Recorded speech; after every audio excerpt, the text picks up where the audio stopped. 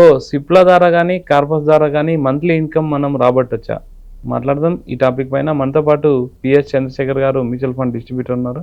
Hi sir. Hi అండి. ఇప్పుడు అంటే మంత్లీ ఇన్కమ్ మనకు రావాలి అంటే ఎలాంటి, అంటే సిప్ల ద్వారా కానీ, అంటే ఒక కార్పస్ జమ చేయడం వల్ల కానీ, తర్వాత ఒక బల్క్ అమౌంట్ పెడితే ఏ విధంగా మనకు ఒక మంత్లీ అమౌంట్ రిటర్న్స్ రావచ్చు సార్? Any plans?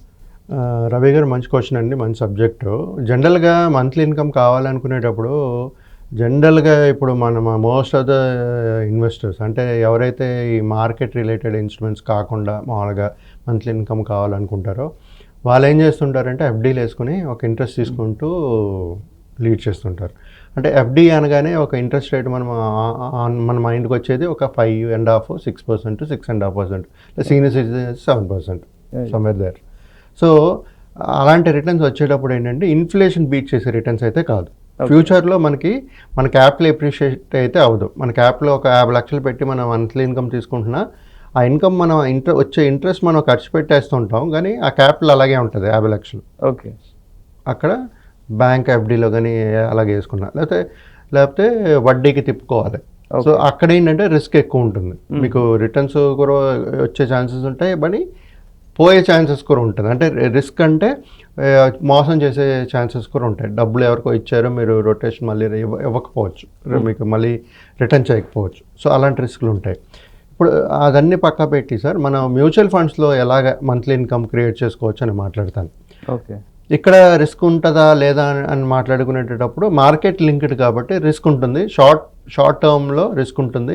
అదే లాంగ్ టర్మ్ ఇన్వెస్టర్ అయితే మాత్రం అది ఓవర్కమ్ చేస్తూ ఒక మంచి వెల్త్ అనేది క్రియేట్ చేయొచ్చు along with monthly income. Okay. So ఇప్పుడు మనం మాట్లాడుకునేది 1 కోటి నుంచి 4 కోట్లు.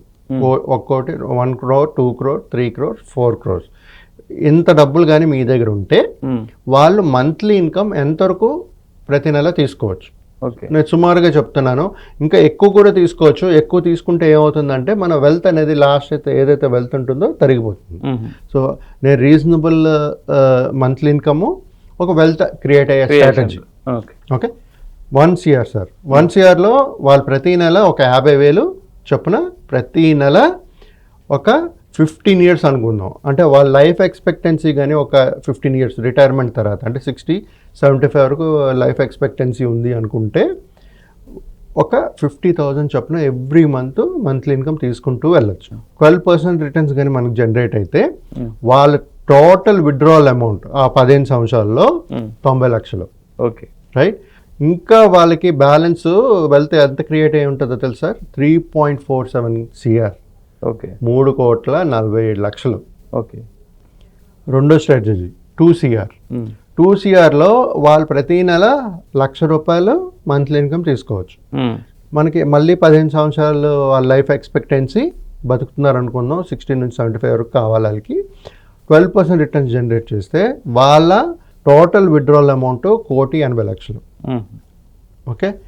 2 కోట్లు ఇన్వెస్ట్ చేశారు, టోటల్ విత్డ్రావల్ ఏమో 1,80,00,000. ఇంకా వాళ్ళకి బ్యాలెన్స్ 15 years తర్వాత 6.94 CR ఉంటుంది. ఓకే.